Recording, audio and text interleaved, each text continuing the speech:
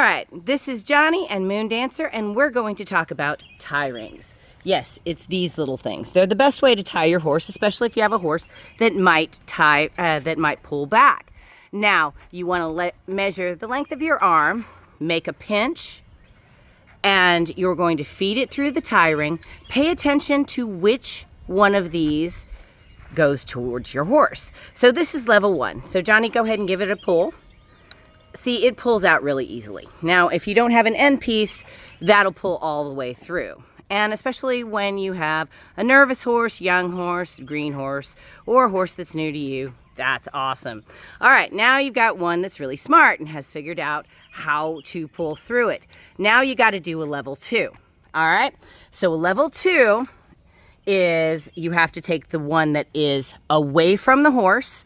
Now you're going to pinch, and you're going to go up and over the middle of the tie ring, pull back. Okay, so this makes a level 2. So go ahead and pull on that, Johnny. So it will come through, and it'll eventually not if you're going to do that. That actually turns into what we call a level 3. Okay, so now to make a level 3, let's pull this whole thing out. That is going to be that crossover.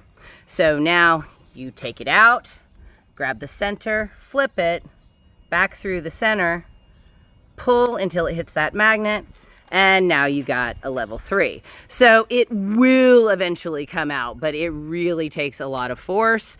So if you have a horse that has figured out, like you, how to get through, then that might be the best way to tie a tie ring for you. But ultimately, they're the safest way to tie a horse. If level 1, they're pulling through, then you can work up to level 2 and eventually level 3. Thank you so much for joining us on today's video. And if you enjoyed the video, please give us a like.